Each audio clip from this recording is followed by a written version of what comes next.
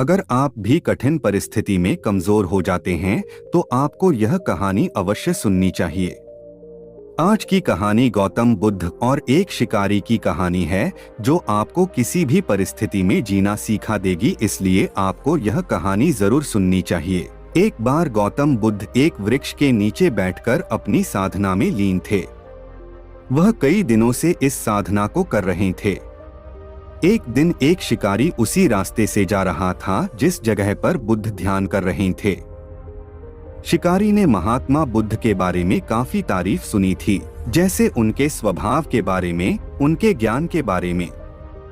लेकिन यह सब सुनकर भी वह उनसे संतुष्ट नहीं था और उसे महात्मा बुद्ध पर विश्वास नहीं था। उसने जब महात्मा बुद्ध को साधना करते हुए देखा तो उसके मन में विचार आया कि क्यों न बुद्ध की परीक्षा ली जाए। इससे उनकी असलियत का पता लग ही जाएगा कि क्या सच में वह बहुत ज्ञानी हैं। शिकारी वहीं खड़े होकर सोचने लगा क्या किया जाए। तभी उसकी नजर एक पत्थर पर पड़ी तो उसके मन में तुरंत एक विचार आया। शिकारी ने पत्थर उठाकर साधना में लीन बुद्ध को फेंक कर मारा। वह पत्थर बहुत जोर से बुद्ध को लगा था, लेकिन उन्होंने कोई प्रतिक्रिया नहीं दिया। वह चुपचाप अपनी साधना में लीन ही थे। बुद्ध का मानना था कि शरीर को तकलीफ होती है, आत्मा को नहीं। उसी तरह शिकारी द्वारा फेंके गए पत्थर से उनके शरीर को तकलीफ हुई है, ना कि आत्मा को, और बिना किसी प्रक्रिया के साधना में लगे रहें। शिकारी कुछ समय तक बुद्ध की तरफ देखता रहा और सोचता रहा। अब महात्मा बुद्ध कुछ तो प्रतिक्रिया करेंगे, लेकिन महात्मा बुद्ध अपनी साधना में लीन थे, उन्होंने कोई प्रतिक्रिया नहीं की। कुछ देर बाद पुनः शिकारी ने पत्थर से बुद्ध को मारा। पत्थर अब की बार महात्मा बुद्ध की आंखों के ऊपर लगा और उस जगह से बहुत तेज रक्त बहने लगा। महात्मा बुद्ध को महसूस हो गया था कि उनके शरीर से रक्त बह रहा है, लेकिन वह तब भी अपने ध्यान से नहीं उठे। यह देखकर वह शिकारी और क्रोधित हो गया।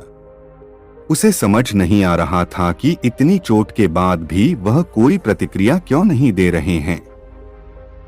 तब उसने और गुस्से में उन्हें एक और पत्थर फेंक कर मारा। अब की बार बुद्ध के शरीर से बहुत ज्यादा रक्त बहने लगा था। उन्हें इतनी पीड़ा हो रही थी कि उनकी आंखों से आंसू बह गए थे, लेकिन तब भी उन्होंने साधना नहीं छोड़ी। यह देखकर शिकारी से रहा नहीं गया और वह गौतम बुद्ध के पास गया और बोला, है महात्मा, मुझे आपसे कुछ पूछना है। बुद्ध ने इस बार अपनी आंखें खोली। बुद्ध की आंखों की चमक से ही वह व्यक्ति हैरान था। बुद्ध ने कहा, पूछो, क्या पूछना चाहते हो? शिकारी ने कहा, जब मैंने आपको पत्थर मारा तो आपने प्रतिक्रिया क्यों नहीं दिया? जबकि आपको चोट लगी है और आपको पीड़ा भी हो रही है, लेकिन तब भी आपने कुछ नहीं कहा।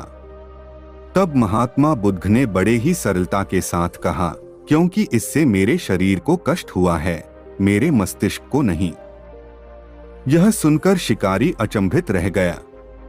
उसने फिर महात्मा बुद्ध से पूछा, तो फिर आपकी आंखों से आंसू क्यों बह रहे हैं? तब इस पर महात्मा बुद्ध ने कहा, तुम्हारे द्वारा किए गए अनुचित कार्य के परिणाम के बारे में मेरा विचार कर रो रही है। तुमने इतना बड़ा पाप किया है, तुम्हें कैसी सजा मिलेगी, मेरे मस्तिष्क में यही विचार आ रहा है। बुद्ध की बातों को सुनकर शिकारी एकदम हैरान हो गया और वह महात्मा बुद्ध के चरणों में गिर गया। शिकारी ने महात्मा बुद्ध से माफी मांगते हुए कहा, है महात्मा, मुझे क्षमा करें। मुझे आप पर विश्वास नहीं था। मुझे लगता था कि आपकी हर चीज झूठी है, लोग बेकार में ही तारीफ करते हैं, लेकिन मुझे आज यह यकीन हो गया कि आपका ज्ञान सत्य है। मुझे क्षमा करें और मुझे अपने पास शरण दें। गौतम बुद्ध बहुत ही दयालु थे, उन्होंने शिकारी से कुछ नहीं कहा और उसे क्षमा कर दिया। बुद्ध ने उसे अपना आशीर्वाद दे दिया। वह शिकारी महात्मा बुद्ध का आशीर्वाद पाकर एक महान व्यक्ति और साधक के रूप में अपना जीवन व्यतीत करने लगा।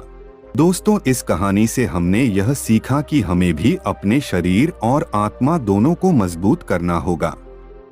चाहे कितनी भी पीड़ा हो, हमें उसे बर्दाश्त करना है। यदि आप उस पीड़ा के आगे हार जाओगे तो कमजोर पड़ जाओगे, इसलिए खुद को मजबूत करो। यदि आपने स्वयं को मजबूत कर लिया तो कोई भी आपको किसी भी परिस्थिति में नहीं तोड़ सकता। यदि आपको लगता है कि कहानी से हमें कुछ सीखने को मिला है तो इसे अपने दोस्तों के साथ सोशल मीडिया पर शेयर जरूर करें। ऐसे ही और भी प्रेरणादायक कहानी सुनने के लिए हमारे चैनल को सब्सक्राइब करना ना भूलें।